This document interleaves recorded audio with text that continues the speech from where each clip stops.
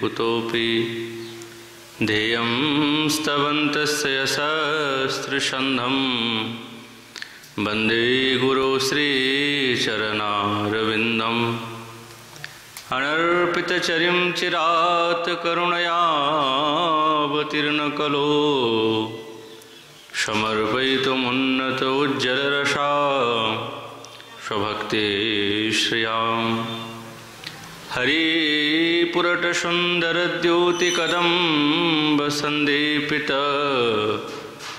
सदा हृदयकन्दरे स्फुरतु बसचिनन्दनः बर्हापीडाभिरामं मृगमदतिलकं कुण्डलाक्रान्तगण्डं कञ्जाक्षं कम्बुकण्ठं स्मितशुभगमुखं श्वाधरे न्यस्तवेणु श्यामं सन्तं त्रिभङ्गं रविकरवशनं भूषितं वैजयन्त्या वन्दे वृन्दावनस्थं युवतिशतवृतं ब्रह्मगोपालवेशम् हा कृष्णकरुणा सिन्धुदीनबन्धुजगत्पते गोपेषु गोपिका कान्त श्रीराधाकान्त नमस्तुते तप्तकाञ्चन गौराङ्गी श्रीराधे वृन्दावनेश्वरी वृषभानुसुते देवी तं नमामि हरिप्रिये नारायणं नमस्कृत्यं नरं चैव नरोत्तमं देवीं सरस्वतीं व्यासं ततो जयमुदीरयेत् तुलसीकाननं यत्र यत्र पद्मवनानि च पुराणपठनं यत्र तत्र सन्निहितः हरिः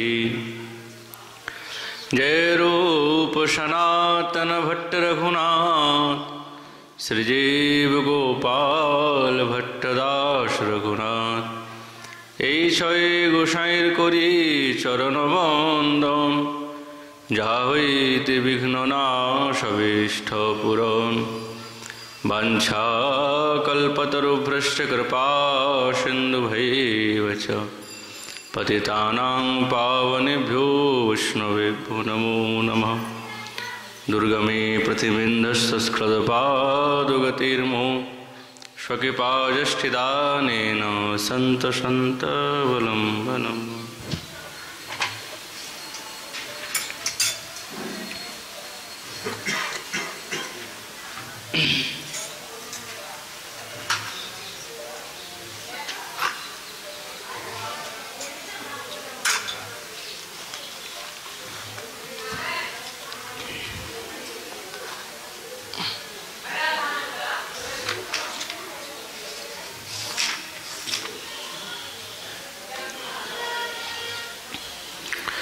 ओम नमो भगवते वासुदेवाय श्री श्री भक्तिरसामृत सिंधु अथ पूर्वभागे द्वितीय लहरी श्री साधन भक्ति निरूपणम् अथ श्री भक्तिरंगम श्री कृष्ण दीक्षादि शिक्षणम् तत्र भागवतान् धर्मान् शिक्षेद गुरुवात्मदैवत अमायानुवृत्त्यायै स्तुत्येदात्मात्मदो हरिः। कलिजुग पावन अवतार नदिया बिहारी लाल श्री कृष्ण चैतन्य महाप्रभु तार अंतरंग प्रिय पार्षद गौड़ी आचार्यवर्य शिलरूप गोस्वामी चरण तदीय श्री श्री भक्तिरसामृत सिंधु ग्रंथे पूर्वभागेर द्वितीय लहरीते साधन भक्ति वर्णना प्रसंगे साधन भक्तिर 10टी लक्षणेर कथा बोलছেন।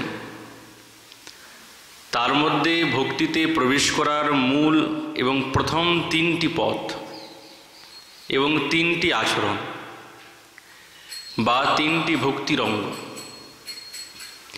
এক হচ্ছেন শ্রী গুরু পদাশ্রয়, দ্বিতীয় হচ্ছেন শ্রী গুরুদেবের নিকটে শ্রীকৃষ্ণ দীক্ষাদি শিক্ষণম, আর তৃতীয় হচ্ছেন বিশ্রম্ভেন গুরু সেবা। তো আমাদের আচার্যগণ বলছেন শ্রী গুরুদেবের নিকটে গুরুদেব হচ্ছেন সাক্ষাৎ আত্মা এবং দেবতা স্বরূপ। কিন্তু আমাদের মনের মধ্যে নানা রকমের প্রশ্ন জাগে, কেননা গুরুদেবের তত্ত্ব কিন্তু খুব গভীর, আর এই গুরুতত্ত্ব যদি যথার্থ রূপে আমরা না বুঝতে পারি, আমাদের যে যথার্থ পথ, যেই পথ দিয়ে আমরা সেই হরির মাধুর্য অনুভূতি করব, তাহলে সেই পথের পথিক আমরা হতে পারবো না।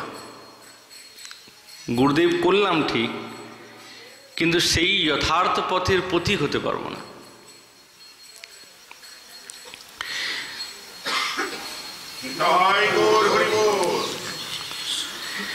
ওই জন্যে আমাদের আচার্যগণ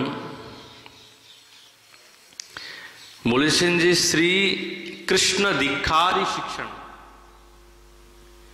দীক্ষা এবং শিক্ষা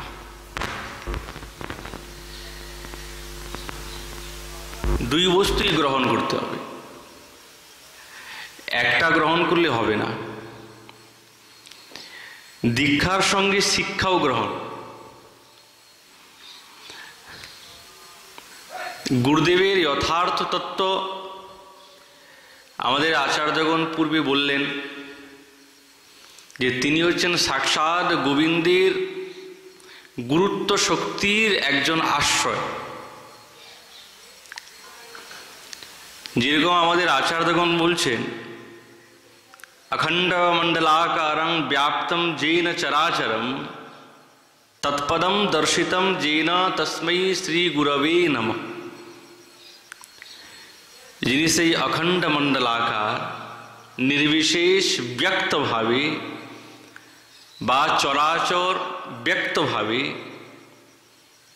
যিনি সবিশেষে বা সমূর্ত রূপে সাক্ষাৎ ভগবানের শ্রী যুগল চরণে বা চরণকে দর্শিত করান বা দর্শন করিয়ে দেন, এমন যে সাক্ষাৎ শ্রী গুরুদেবকে প্রণাম। কিন্তু এত বড় দায়িত্ব গুরুদেবের, খুবই ঠিক কথা, কিন্তু সেই গুরুদেবের যথার্থ স্বরূপের বিষয়ে জ্ঞানটা কি করে হবে? যেহেতু গুরুদেব হচ্ছেন সাক্ষাৎ গোবিন্দের গুরুদেব হচ্ছেন গোবিন্দেরই একটা স্বরূপ, আর ভগবান হচ্ছেন সাক্ষাৎ সমস্ত সমষ্টি গুরুতত্ত্বের আশ্রয়, সমষ্টি গুরুতত্ত্বের আশ্রয়। ওই জন্যে ভগবানকে জগৎগুরু বলে। তাহলে যত গুরুতত্ত্ব আছে সমস্ত গুরুতত্ত্বের মূল আশ্রয় হচ্ছেন সাক্ষাৎ ভগবান, নাহলে তিনি জগৎগুরু কেন হবে?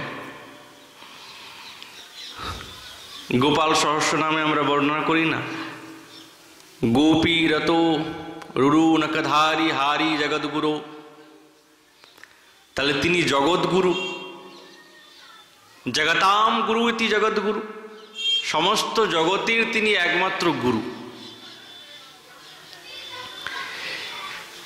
এবং মহাভারতেও বর্ণনা করেছেন, কেবল যে গোপাল সহস্র নামে তাও নয়, মহাভারতে বলছেন চিন্তামণির গুরু শ্রেষ্ঠ মাতা প্রিয়তম পিতা।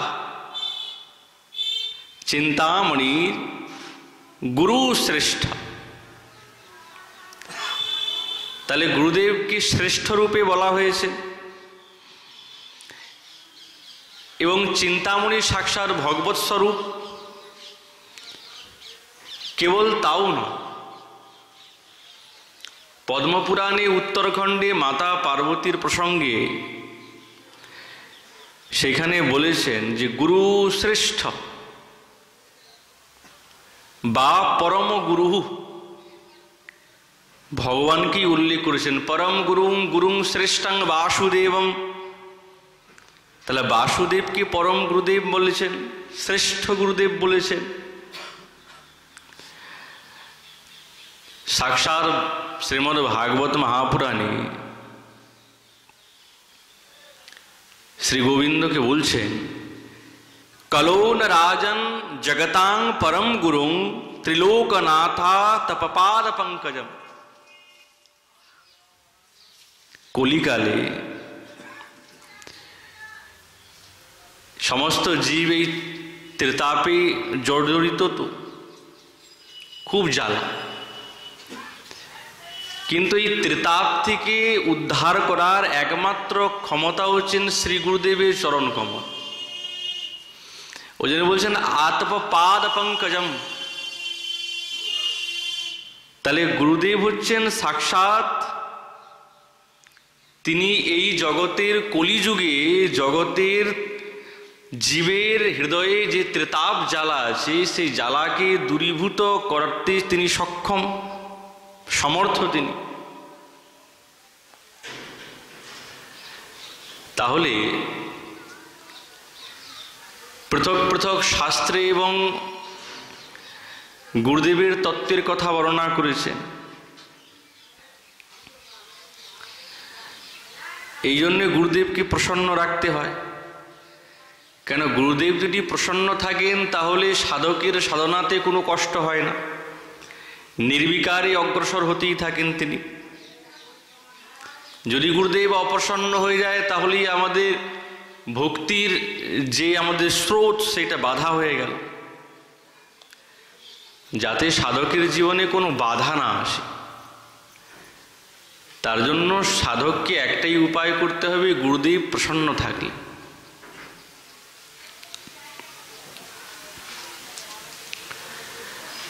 কেননা গুরুদেব হচ্ছেন ভগবানেরই একটি বিভূতি, পৃথক কেউ না। শ্রীল মাধ্বাচার্যকে তো টিকাতে বলছেন গুরুদেবের স্বরূপের কথা, গুরু শ্রী ব্রহ্মণো বিষ্ণু সুরাণাম চ গুরুর গুরু মূলভূত গুরু সর্বজনানাম পুরুষোত্তম। সাক্ষাৎ ভগবান হচ্ছেন ব্রহ্মার গুরু এবং দেবতাদের গুরুদেব হচ্ছেন ব্রহ্মা। সকলের গুরুকে মূলভূতা গুরু সর্বানাং পুরুষোত্তম। তাহলে সকলের গুরু হচ্ছেন সাক্ষাৎ পুরুষোত্তম ভগবান। উনারই অংশ, যার কাছ থেকে আমরা দীক্ষা নিয়েছি, তিনি হচ্ছেন সাক্ষাৎ পুরুষোত্তমেরই অংশভূত, পৃথক কেউ না। শ্রীমদ্ ভগবদ গীতাতে ভগবান অর্জুনকে বলছেন, গুরু রূপে গরিয়ান। গুরু রূপে ভগবান গরিয়ান, গরিয়ান ইতি গুরু। গর শব্দের অর্থ হচ্ছে শ্রেষ্ঠ। পিতাসি লোকস্য চরাচরস্য তমস্য পুঞ্জস্য গুরুর গরিয়া। গীতাতে বলেছেন। তাহলে যিনি সকলের পূজ্য এবং যিনি সকলের গরিয়ান, শ্রেষ্ঠ, তাহলে উনার থেকে শ্রেষ্ঠ আর কেউ নেই। বলছে না, আর কেউ শ্রেষ্ঠ না। তাহলে এর দ্বারাই বোঝা গেল যে গুরুদেব হচ্ছেন শ্রেষ্ঠ। এই সমস্ত ব্যষ্টি জীবকে ভগবানের দিব্য মাধুর্য শ্রবণ করিয়ে উদ্ধার করার জন্যই ভগবান গুরুরূপে এসেছেন, শ্রেষ্ঠ রূপে। অন্য কোনো রূপে আসলে তো আর উদ্ধার প্রাপ্ত হবে না, শ্রেষ্ঠ রূপে আসতে হবে। সাধারণকে উদ্ধার করতে গেলে তো শ্রেষ্ঠ রূপে আসতে হবে। তো সেই শ্রেষ্ঠই হচ্ছেন গরিয়ান, গুরুদেব। আর দেখুন এর প্রমাণ শ্রীকৃষ্ণ চৈতন্য মহাপ্রভু যখন উনি দীক্ষা নেওয়ার জন্য গিয়েছেন, সাক্ষাৎ ঈশ্বরপুরীপাদ বলছেন, তুমি সে জগৎগুরু জানিল নিশ্চয়। আমি জানলাম তুমি সাক্ষাৎ জগৎগুরু। তোমার গুরুর যোগ্য কেহ কভু নয়। তুমি তো জগৎগুরু, তোমার কে গুরু হবে? তোমার গুরু হওয়ার তো যোগ্য কারোর মধ্যে নেই। তুমি গরিয়ান, সকলের তুমি গুরু। তবু তুমি লোক শিক্ষা নিমিত্ত কারণে করিয়া আমারে গুরু হেনলয় মনে। তুমি এই জগৎকে শিক্ষা দেওয়ার জন্য আমার কাছ থেকে দীক্ষা গ্রহণ করছো এবং আমাকে তুমি গুরু বানালে। তাহলে ভগবান এখানেও ঈশ্বরপুরীপাদ তিনি ব্যক্ত করলেন যে তুমি হচ্ছেন সাক্ষাৎ জগৎগুরু। আমাদের বলে না কি জন্মে জন্মে গুরু সে। এই জন্মে জন্মে গুরু সে, জন্মে জন্মে গুরু হবেন। এই জন্মে যিনি গুরু, তাহলে পরবর্তী জন্মে তিনিই গুরু হবেন। আমরা ব্যক্তি বিশেষকে মনে করে নিয়েছি মর্ত বুদ্ধিতে। এই গুরুদেব মানুষের আকারে, হাত পা চোখ কান আছেন এরকম, কিন্তু গুরুদেবের স্বরূপ তো মর্ত বুদ্ধি না। গুরুদেবের এই জন্মে যেই স্বরূপে গুরুদেবকে পেয়েছি, পরজন্মে ওই স্বরূপে গুরুদেবকে পাবো এইরকম না। জন্মে জন্মে গুরু সেই কে বলছেন সাক্ষাৎ পরম গুরু ভগবান। গোবিন্দ হচ্ছেন সাক্ষাৎ গুরু। তিনি পরবর্তী সময়ে আমাদেরকে উদ্ধার করার জন্য ওই গুরু রূপে আসবে। মূল শক্তি ওইখানে। যেরকম ঘটে দেবতা বিদ্যমান আছেন, কিন্তু অভিন্ন সম্বন্ধে আমরা ঘটকেই পূজা করি ঠিক, কিন্তু ঘট এবং দেবতা দুইটা আলাদা, কিন্তু এক না। ঘট একটা আলাদা বস্তু এবং দেবতা আলাদা বস্তু, কিন্তু পুজো করার সময় আমরা এক বুদ্ধি করে পুজো করি। সেই রকম গুরুদেবের স্বরূপ, তিনি ভগবানেরই অদ্বিতীয় প্রকাশ, কিন্তু তত্ত্বত এক, কিন্তু স্বরূপত ভিন্ন। তাত্ত্বিক দৃষ্টিতে কিন্তু এক, ভেদ নাই, কিন্তু স্বরূপে আলাদা। ওই জন্য শিষ্যের কাছে ভগবান সাক্ষাৎ ভক্তাভাবে তিনি এসে উপস্থিত হয়েছেন। এই ভক্তাভাবই হচ্ছেন সাক্ষাৎ গুরুতত্ত্ব। গোবিন্দ এসেছেন, ভগবান এসেছেন শিষ্যের কাছে। শিষ্য গুরুদেবকে সাক্ষাৎ ভগবত বুদ্ধিতে সেবা করবে। তিনি আমার ইষ্টদেব, আত্মা এবং দৈব। ওই জন্য গুরুদেব এবং কৃষ্ণের স্বরূপ ভিন্ন, কিন্তু তত্ত্বতে এক মনে করলাম। আমাদের আচার্যগণ বলছেন, ভক্তির যথা হরো মে অস্তি তদ্বদ নিষ্ঠা গুরো यदि মমাস্তি তেন সত্যেন স্বং দর্শয়তু মে হরি।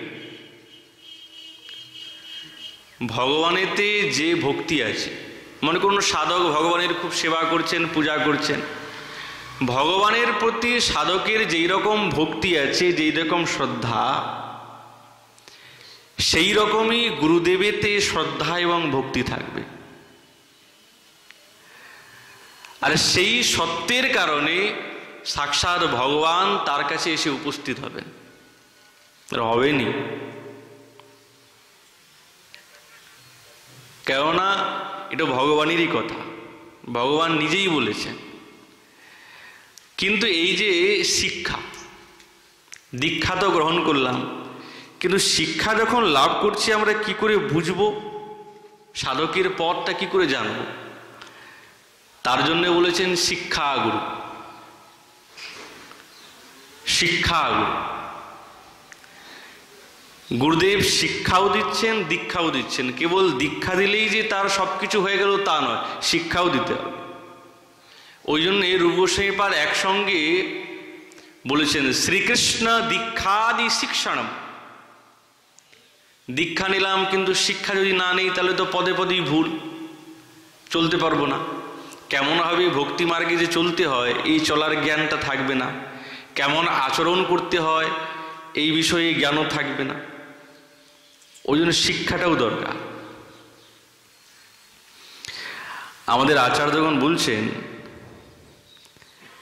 গুরু ব্রহ্মা বিষ্ণু গুরু, গুরুর দেব মহেশ্বর, গুরুরেব পরম ব্রহ্মং তস্মাৎ সম্পূজ্যেত সদা।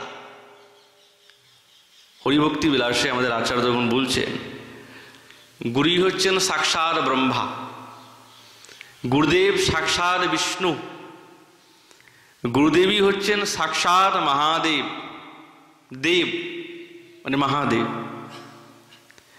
সমস্ত দেবতা পড়ে গেছে। এই জন্যই সাক্ষাৎ পরব্রহ্ম গোবিন্দকেও বলছেন যে ব্রহ্ম গুরু ব্রহ্ম গুরুর বিষ্ণু গুরুর দেব মহেশ্বর, গুরুরেব পরম ব্রহ্ম। পরম মানে সাক্ষাৎ গোবিন্দ। তাহলে গুরুদেবী হচ্ছেন সাক্ষাৎ ভগবানেরই অদ্বিতীয় প্রকাশ, আলাদা কেউ নয়। বলছেন না, ওই জন্যে গুরুকে এই প্রকারে আরাধনা সাধক করবে। হরিভক্তি বিলাসী বলছেন যে কেবল ভক্তিমান শিষ্য তার পক্ষে গুরুদেবের প্রতি নিষ্ঠা অনেক অগাধ থাকে, অনেকই অগাধ। ভক্তি সন্দর্ভে শ্রী জীব গোস্বামী পাদ বলছেন হরো রুষ্টে গুরু ত্রাতা কিন্তু গুরো রুষ্টে ন কশ্চন, তস্মাৎ সর্ব প্রয়ত্নেন গুরুদেব প্রসাদনম। যদি গুরুদেব রুষ্টও হয়ে যান, ভগবান যদি রুষ্টও হয়ে যান, হরো রুষ্টে, গুরুদেব কিন্তু তাকে উদ্ধার করে নেবেন নিশ্চিন্তে। কিন্তু যদি গুরুদেব রুষ্ট হয়ে যান তো কে উদ্ধার করবে? কশ্চন, কে করবে? ওই জন্যে তস্মাৎ সর্ব প্রয়ত্নেন, ওই জন্যে সাধককে সমস্ত প্রযত্ন করে গুরুদেব গুরুম এব প্রসাদয়েৎ, গুরুদেবের প্রতি আত্মসমর্পণ করে রাখতে হবে। কেন? গুরু ছাড়া আর কোনো গতি নেই মহারাজ। গুরুদেবী আমাদেরকে এই ভবসাগরের পার নিয়ে যাবে, এছাড়া অন্য কোনো গতি নাই। ওই জন্যে প্রাতকালে বন্দনা গুরু বন্দনাতে করি, কৃষ্ণ রুষ্ট হলে গুরু রাখিবারে পারে, কিন্তু গুরু রুষ্ট হলে কৃষ্ণ রাখিবারে না। এই কথাতে কিন্তু অনেকটা গভীর আছে। গুরুদেবের স্বরূপ বলতে বৈষ্ণবকেও কিন্তু গুরুরূপে মানব, বৈষ্ণবকে গুরুর থেকে আলাদা করতে পারবো না। যেহেতু গুরুদেব বৈষ্ণবই, তো না বৈষ্ণব ভিন্ন অন্য কেউ গুরুদেব হবেন? হবে কি? যিনি গুরুদেব তিনি তো বৈষ্ণবের অন্তর্গত। ওই জন্য গুরু শব্দের অর্থ হচ্ছেন গুরু বৈষ্ণব, বৈষ্ণবকেও গুরু মানতে হবে। ইনারাই হচ্ছেন আমাদেরকে উদ্ধার করতে পারবে, এছাড়া আর কারোর মধ্যে ক্ষমতা নাই। আমরা মনে করছি যে আমরা সাধনা করে অনায়াসে এই ভবসাগর পার করে চলে যাব, অত সহজ না। যতটা সোজা মনে করেছি ভক্তির দ্বারা আমরা এই ভবসাগর পার করে নিয়ে যাব, কিন্তু ভক্তি পাবো কোথায়? মনে করেছি যে ভক্তি পেয়ে গেছি, বাস্তবিক যদি আমরা বিচার বিবেচনা করে দেখি তো ভক্তি তো পাই নাই। কেন? গুরুচরণে আত্মনিবেদন আসে নাই। যতক্ষণ আত্মনিবেদন না আসছে কি করে ভক্তি আসবে? আর ভক্তি না আসলে কি করে ভবসাগর পার হব? তাহলে তো যাবে না। আরেকটা গুরুদেবের স্বরূপ কি বলছেন? হরিভক্তি বিলাস থেকেই, जो मंत्र स गुरु साक्षात जो गुरु स हरिस्मृत गुरुर यस्य भवेत् तुष्टस्तस्य तुष्टो हरि स्वयं। বলছে যিনি মন্ত্র তিনি গুরু, আর যিনি গুরু তিনি সাক্ষাৎ হরি। সেই গুরুদেব যার প্রতি প্রীত হন, প্রসন্ন হন, সাক্ষাৎ ভগবানও তার প্রতি প্রসন্ন হন।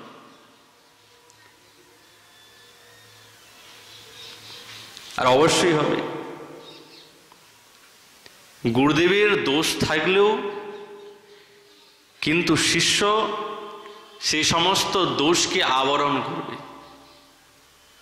যেরকম ছাত্র বলে না, ছাত্র মানে গুরু দোষান আচ্ছাদয়তি ছাত্র। জীব গোস্বামীপাদ বলছেন ছাত্র কাকে বলে? শিষ্যকেও ছাত্র বলে। শিষ্য একটা স্থূল শব্দ আর সূক্ষ্ম শব্দ ছাত্র। ছাত্র কাকে বলে? বলছেন গুরু দোষান আচ্ছাদয়তি ছাত্র। গুরুদেবের দোষকে যে আচ্ছাদিত করে তাকে বলে ছাত্র, আর সেই হচ্ছেন শিষ্য। তাহলে আবার এর মধ্যে অনেক বাদ বিবাদও আছে, কিন্তু তবু বাস্তবিক কথা এইটাই যে আচ্ছাদিত করবে, সে গুরুদেবের দোষ দেখবে না। ওই জন্য বলেছেন গুরুর বিক্রিয়া যদি দেখো কখনো তথাপি অবজ্ঞা না করহ কদাচন। গুরুদেবের যদি দোষও দৃষ্টি আমাদের হয়, কিন্তু তাকে অবজ্ঞা কোনোদিন করবে না।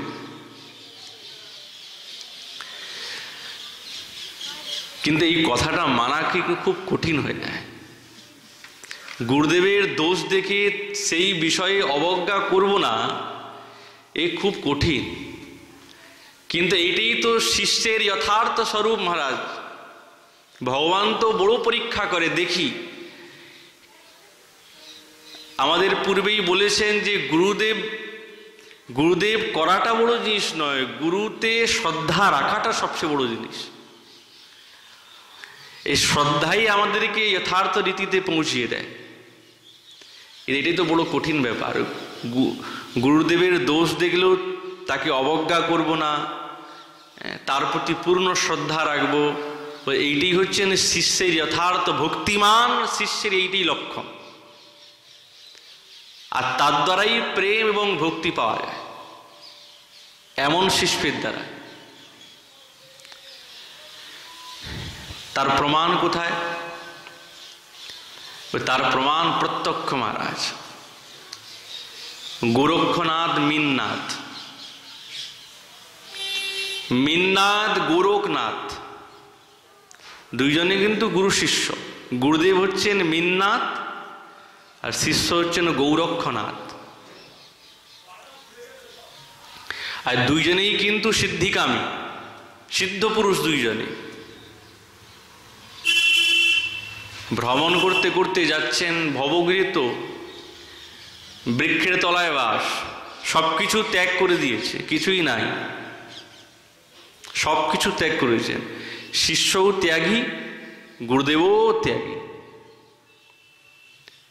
গুরুদেব বড় তাত্ত্বিক, ভক্তি শাস্ত্রে পারঙ্গত গুরুদেব।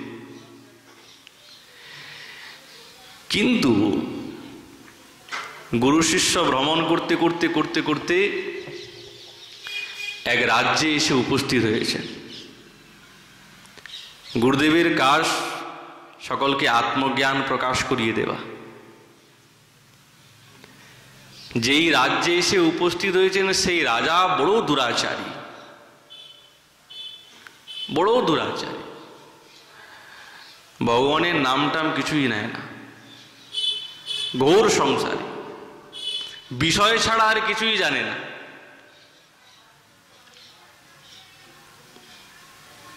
মিননাথ মনে মনে ভাবছে, গোরখনাথ এই রাজার এখানে আজ আতিথ্য নিতে হবে। ঠিক আছে গুরুদেব, আপনার যেরকম আজ্ঞা সেই রকমই হবে। বাগিচাতে বসেছেন, রাজামশাই দেখেছে যেহেতু অন্তর্যামী তো বুঝতে পেরেছেন রাজবাজ কে দেখবে, এই রাজা তো বটেই, কিন্তু রাজার রাজকার্য জানে না, একে রাজতন্ত্র শিখাতে হবে। রাজাও মনে মনে ভেবেছে বেশ ভালোই যুবক দেখতে, গুরু শিষ্য দুইজনেই কিন্তু ত্যাগী, একবারে যুবক, সম্মান করেছে, আপনি আমাদের এখানে আতিথ্য স্বীকার করুন। করব। আতিথ্য স্বীকার করলেন।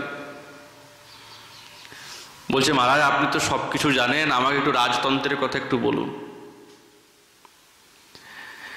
মিন্নাতের মনটা বড় গলে গেল, তাই রাজা যখন বলেছে একটু রাজতন্ত্রের কথা একটু বলি, শিক্ষা দেই। কেন গুরুদেব সমস্ত বিদ্যাতে পারঙ্গত, শাব্দ ব্রহ্মে পরব্রহ্মে নিষ্ণাত। এখন এই নিষ্ণাত দিয়ে তার বিপদ হয়ে দাঁড়াবে সেটা তো আর জানে না, কিন্তু বিপদ হয়ে দাঁড়িয়ে গেছে। বলছে অবশ্যই রাজন, তোমাকে আমি রাজতন্ত্রের কথা শিখাবো, কেমনভাবে রাজকার্য চালাতে হয়। আর সেই কথা শিখাতে শিখাতে তোমাকে ভক্তির কথাও শিখাবো। গোরখনাথ বুঝতে পেরে গেছে গুরুদেব কিন্তু উল্টো পথে চলার একটা বিবেচনা হচ্ছে। গুরুদেবকে বলছেন গুরুদেব শুনুন, আমি যা দেখে বুঝতে পারছি এরা খুব বিষয়ী লোক, এদের সঙ্গে থাকতে থাকতে আমাদের এদের সঙ্গে থাকাটা উচিত নয়, চলুন। গুরুদেব বলছে আরে দাঁড়া না, রাজা যখন এসেছে সে জানতে চায়, তাকে জানাবো না কেন? তাকে যথার্থ শিক্ষা দিয়ে তুই চল আমি আসছি। শিষ্য বলছেন ঠিক আছে গুরুদেব, আপনি তাহলে রাজতন্ত্র শিখান, আমি যাই। শিষ্য গুরুদেবের কাছ থেকে আদেশ নিয়ে গোরখনাথ চলতে আরম্ভ করছে, ভ্রমণ করছেন। গুরুদেব রাজাকে রাজতন্ত্র শিখাতে শিখাতে শিখাতে শিখাতে এমন রাজকাজের মধ্যে প্রবেশ করে গেল, তারপরে যে তাকে ভক্তি সিদ্ধান্ত শিখাবে সেটা ভুলেই গেছে। কেন? বলছে বাকি যে সমস্ত জ্ঞান, ওই জ্ঞান কর্মী জ্ঞানী ভক্তিহীন, ইহাকে করিয়াভীন, এই তত্ত্ব নরোত্তম গাজে। ঠাকুর মহাশয় বলেছেন কর্মী জ্ঞানী ভক্তিহীন। যখন তিনি এই কর্মের কথা বর্ণনা করতে আরম্ভ করলেন, এমন কর্মের মধ্যে ঢুকে গেল মিন্নাত, তিনি সিদ্ধ পুরুষ, ত্যাগী, এমন কর্মের মধ্যে ঢুকে গেল, এরপরে যে তিনি ভক্তির সিদ্ধান্ত বলবেন ভুলেই গেছে, নিজেই হারিয়ে গেছে।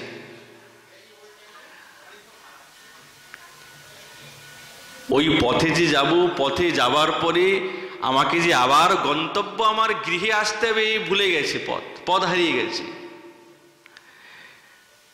রাজকার্য শিখাতে শিখাতে ধীরে ধীরে ধীরে ধীরে রাজার প্রতি আসক্ত হয়ে গেল।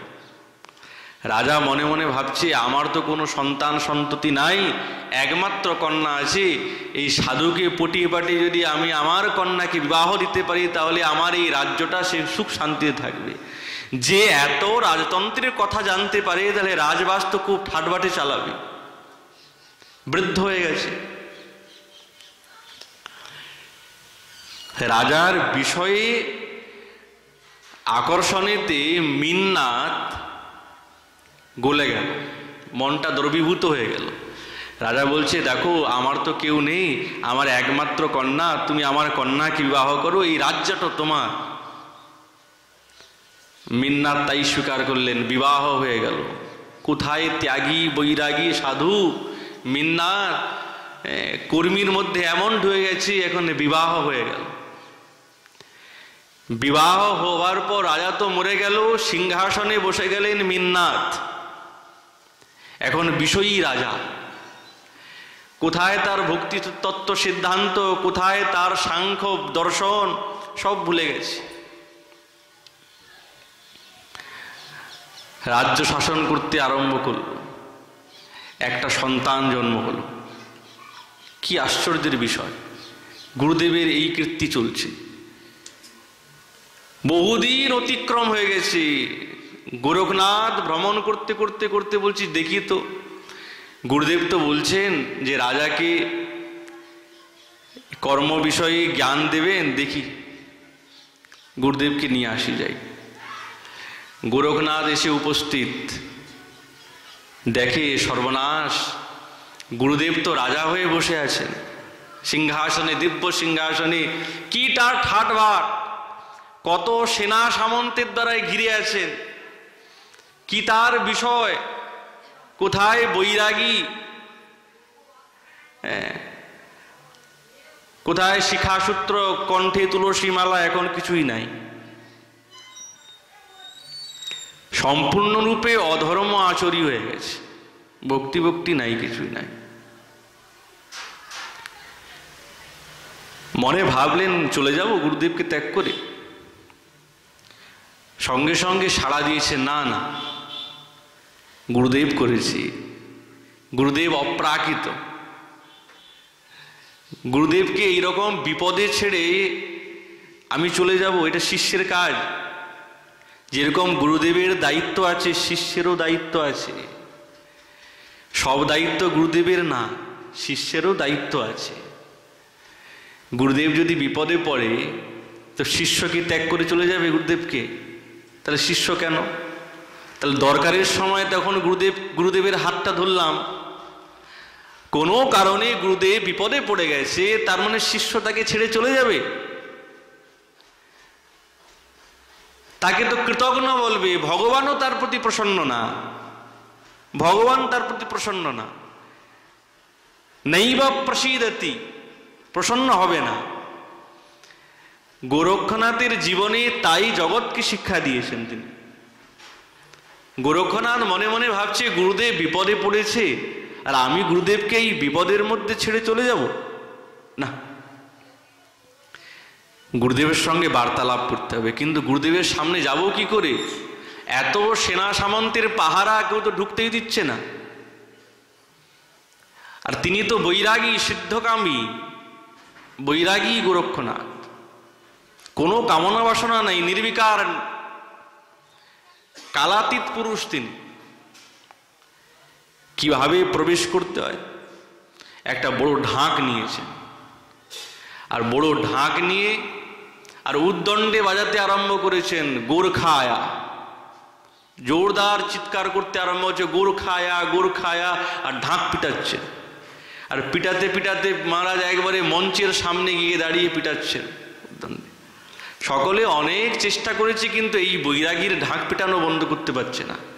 কিন্তু বলছে কি কেউ বুঝতে পারছেন না। কিন্তু এই গোরখা গোরখা যখন শব্দ শুনলেন, মিন্নাথ কানের মধ্যে প্রবেশ করলো, সঙ্গে সঙ্গে সাড়া দিয়েছে, তাই তো গোরখা, এ তো আমার শিষ্য।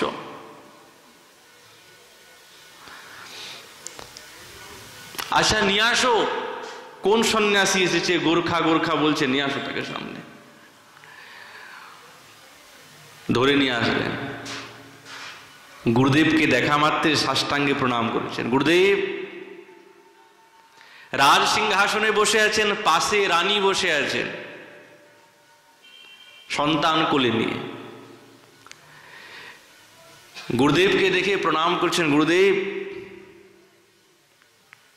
আমি আপনার গোরখা গোরখনাথ।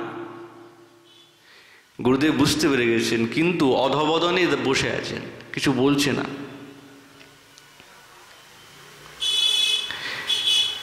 অনেক বলার পর, ভক্তি সহকারে প্রণাম করার পর, তখন মিন্নাথ বলছেন, গোরক্ষনাথ তুমি আমার কাছে এসেছো, কি প্রয়োজন? আমি এখন হৃত সর্বস্ব, আমার সবকিছু চলে গেছে, আর কিছু নাই। আমি ভগবত ভক্তিহীন, আমি অধর্ম আচরি, কিছুই নাই আমার কাছে। তুমি আমার কাছে কিছু পাবে না, তুমি চলে যাও। গোরক্ষনাথ বলছেন, মহারাজ আমি আপনার সান্নিধ্যে এসেছি আপনাকে ত্যাগ করার জন্য না। আমি এটা বলতে আসি নাই যে আপনাকে ত্যাগ করে আমি চলে যাচ্ছি। আমি তো আপনাকে নেবার জন্য এসেছি। বলছে আমি খুব আনন্দে আছি, আমি কোথাও যাব না, খুব আনন্দে আছি। গোরখনাথ বলছেন, প্রভু আমি আপনাকে নেব না,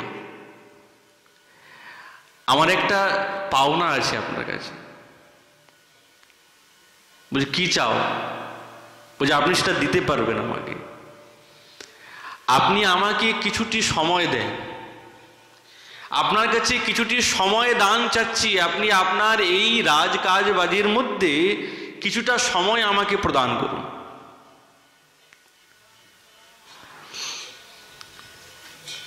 যখন এই প্রকার বললেন, বলছে, সময়টা নিয়ে তুমি কি করবে? বলছে, গুরুদেব কি করব, আপনার কাছ থেকে যে দিব্য জ্ঞান আমি পেয়েছি, যে জ্ঞান অনুশীলন করেছি, যে দর্শন উপলব্ধি করেছি, যে দিব্য আপনার কাছ থেকে ভক্তি তত্ত্ব সার, যে সাংখ্য দর্শন, যে আত্মতত্ত্ব পরমাত্ম তত্ত্ব শিক্ষা লাভ করেছি, সেইগুলো কি ভুলে গেছি না একটু আবরণ করতে চাই, আবার আবর্তন করতে চাই, যাতে ভুলে গেছি কি না আপনি তো বুঝতে পারবেন। বলছে, আমি এই সমস্ত কিছুই জানি না, সব ভুলে গেছি। বলে, গুরুদেব আমাকে কিছু সময় দেন। আচ্ছা ঠিক আছে, তোমাকে সময় দিচ্ছি। গুরু শিষ্য বসেছেন। গোরক্ষনাথ সাংখ্য দর্শনের ব্যাখ্যা করতে আরম্ভ করেছেন। আবর্তন, একের পর এক সূত্র, ভক্তি তত্ত্বের দিব্য শাস্ত্রের আলোচনা করতে আরম্ভ করেছেন। দিব্য ভাগবতের চর্চা আরম্ভ করেছেন। যখনই শিষ্যের মুখে এই দিব্য কথা শ্রবণ করেছি, ধীরে ধীরে হৃদয়ের মধ্যে যেই কর্মগন্ধি, এই যে কর্মগ্রন্থিটা জড়িয়ে গিয়েছিল, ধীরে ধীরে খুলতে আরম্ভ হয়েছে। আবরণ হয়ে যেতে পর্দা লেগে গেছে, শিষ্য পর্দাটা খুলে দিচ্ছে। কোনো কারণ লেগে যেতেই পারে। ধীরে ধীরে জ্ঞান, তাই তো, এই তো। সঙ্গে সঙ্গে ইচ্ছা করে গোরক্ষনাথ সাংখ্যের 5টা সূত্র ভুল বলে ফেললেন। মিন্নাথ বলছে, কি করলে তুমি? এই 5টা সূত্র এইরকম নয়, এইরকম। জ্ঞান এসে গেল সঙ্গে সঙ্গে। গোরক্ষনাথ মনে মনে ভাবছে, এই তো গুরুদেব আমার সেই রকম পূর্ববৎ হচ্ছে, আবার প্রকাশ পাচ্ছে।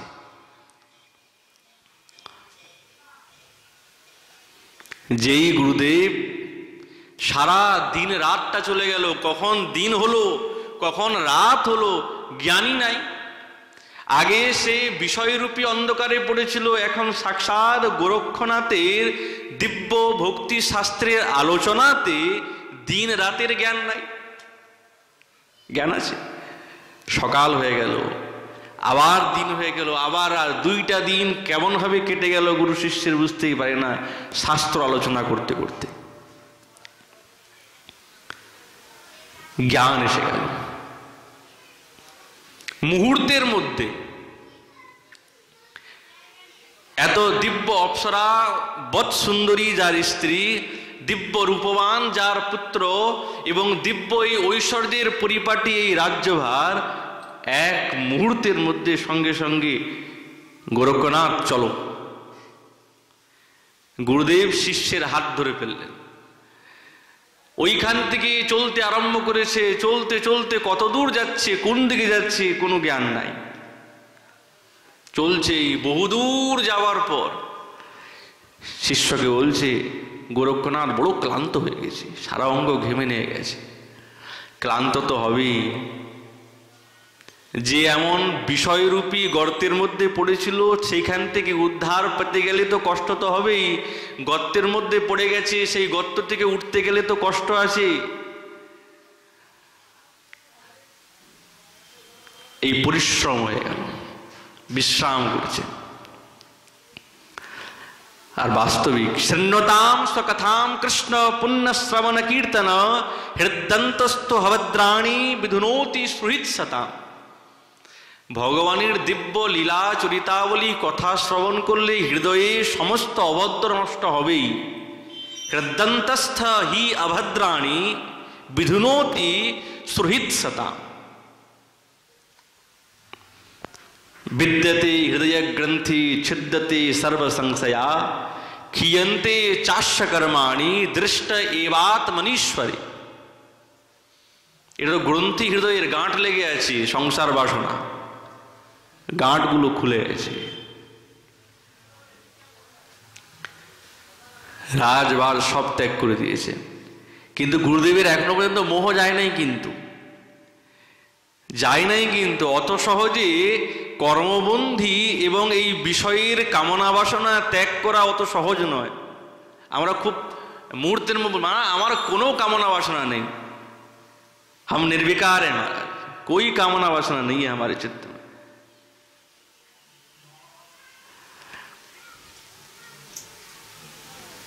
মাটির পাত্রটা না যখনই আপনি বাজাবেন না সঙ্গে সঙ্গে বুঝতে পারবেন কতটা জল আছে।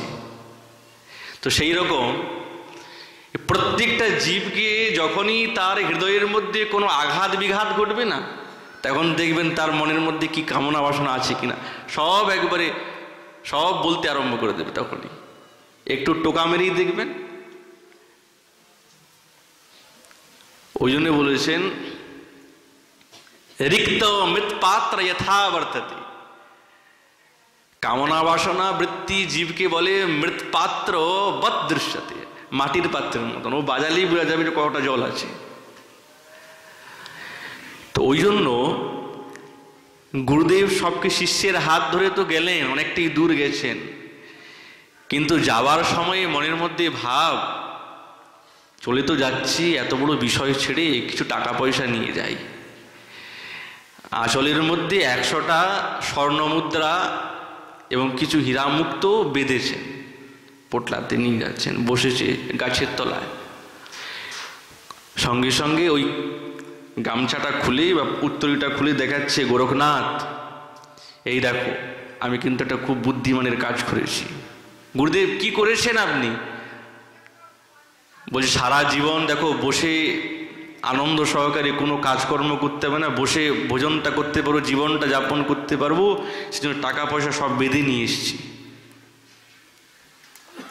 আমি খুব ভালো করলাম না? খুব বুদ্ধিমানের কাজ করেছি তো। গোরক্ষনাথ প্রণাম করে বলছেন, গুরুদেব না না, এটা বুদ্ধিমানের কাজ হয় নাই গুরুদেব, ভুল হয়েছে। আপনি সাক্ষাৎ সিদ্ধ পুরুষ, আপনি এই সাধারণ বিষয়ের প্রতি আসক্ত করছেন। মানে গুরুদেব এমন এমন মায়ার আবদ্ধে আবৃত হয়ে গেছে, তিনি নিজের স্বরূপটা বুঝতে পারছেন না। বাস্তবিক কিন্তু তিনি সিদ্ধ পুরুষ। গোরখনাথ বলছে, মহারাজ আপনি কি বলছেন? আপনি সাক্ষাৎ সিদ্ধিকামী, যা আপনি চাইবেন তাই হয়ে যাবে। আপনি সাধারণ বিষয়ের জন্য আপনি একে পোটলার মধ্যে বেঁধে নিয়ে এদিকে দেন, আমাকে দেন। হাত থেকে ছাড়িয়ে পাশে নদী বিদ্যমান ছিল, ধরে ছুঁড়ে মারলেন নদীর মধ্যে। ও কি মাথা গরম হয়ে গেল গুরুদেবের। এত পরিশ্রম করে আমি নিয়ে আসলাম, তোমার বুদ্ধিটা একবারেই নষ্ট হয়ে গেছে, এখন কি করতে হবে? ভিক্ষা মেয়ে খেতে হবে তো। গুরুদেব বলছেন, গুরুদেব আপনি সিদ্ধিকামী, আপনি সাক্ষাৎ আত্মস্বরূপ, আপনি সাক্ষাৎ দেবস্বরূপ, আপনি ভুলে গেছেন। আর দেখবেন এই বস্তু কি, সঙ্গে সঙ্গে গোরক্ষনাথ প্রস্রাব করছেন। লঘু সংখ্যা যখন করছেন, দেখছেন যে লঘু সংখ্যা নয়, ওই হীরা মুক্ত মাণিক্য সব বেরোচ্ছে। গুরুদেবকে বলছেন, গুরুদেব দেখলেন তো, এই দেখুন এই যে বস্তুগুলো হচ্ছে এই স্বরূপ, মলমূত্রের মতো। এ তো আপনার কাছে মলমূত্রের মতো, আর আপনি এইগুলো বেঁধে নিয়ে এসছেন। সঙ্গে সঙ্গে গুরুদেবের যে পূর্ব জ্ঞান, দিব্য জ্ঞান প্রকাশিত হয়ে গেছে। গুরুদেব বলছেন, তুমি আমার গুরু, আমি তোমার গুরু নয়, তুমি আমার গুরু। গোরক্ষনাথ বলছে, না না, গুরু আপনি, গুরু গুরুই হয়, শিষ্য শিষ্যই হয়। কিন্তু আপনাকে এইরকম দেখে আমার মনটা সায় দিল না যে আমি চলে যাব। দেখুন তিনি কিন্তু গুরুদেবকে অবজ্ঞা করেন নাই। তবেই তো তার এই জীবন চরিত্র, গুরুদেবের চরিত্র এবং ভক্তের চরিত্র, শিষ্যের চরিত্র দেখুন স্বর্ণ অক্ষরে লেখা। গোরক্ষনাথ মিন্নাথ, শ্রেষ্ঠ গুরু শিষ্যের সম্বন্ধ, একেই বলে গুরু শিষ্যের সম্বন্ধ। তাহলে আমার মতন সাধারণ জীব তো গুরু শিষ্যের সম্বন্ধ স্বার্থবাদী, আমার কিছু প্রয়োজন আছে তবেই।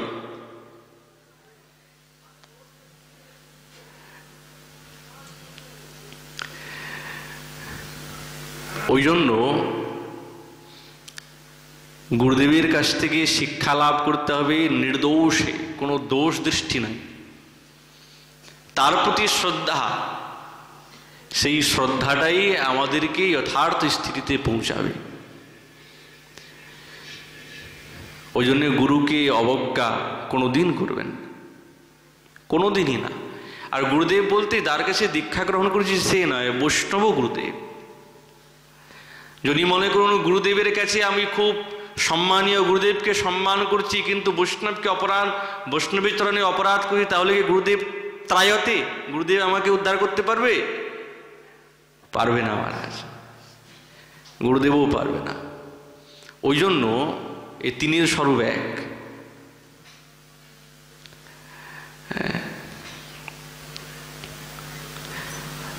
আমাদের আচার্যগণ বলছেন তত্র ভাগবতান ধর্মান শিক্ষেত গুরুবাত্ম দৈবতা। তাহলে গুরুদেব সাক্ষাৎ আত্মা স্বরূপ এবং দেবস্বরূপ। যেরকম গোরক্ষনাথ তিনি তার গুরুদেবকে তার যথার্থ স্বরূপ প্রকাশিত করিয়ে দিলেন, ছাড়লেন না, হাত ছাড়লেন না। আর এটাই হচ্ছে না যথার্থ গুরুদেবের তত্ত্ব। গুরুদেবের তত্ত্ব খুব গভীর মহারাজ, সরল না, খুবই গভীর, খুবই কঠিন। যেরকম গৌরাঙ্গ তত্ত্বের থেকে কঠিন সাক্ষাৎ নিতাই তত্ত্ব, আর নিতাই তত্ত্বের থেকে আরো বেশি কঠিন হচ্ছে সাক্ষাৎ গুরুতত্ত্ব। সাধারণ মাদৃশ জীবের বুদ্ধি গোচর না, যতক্ষণ গুরুদেবের কৃপা, সাধু বৈষ্ণবের কৃপা না হয় ততক্ষণ গুরুতত্ত্ব জানা যায় না, বড় কঠিন তত্ত্ব। তো এইরকম আমাদের শিরু গোস্বামী পাদ সেই 64 ভক্তি অঙ্গের মধ্যে দ্বিতীয় অঙ্গ শ্রীকৃষ্ণ দীক্ষাদি শিক্ষণম, সেই অঙ্গের কথা বলছেন গুরুদেবের তত্ত্ব বিষয়ে। এই বলে আমাদের ভাগবতী কথা এখানেই বিশ্রাম। মহাপ্রভুর কৃপা হলে আগামীকাল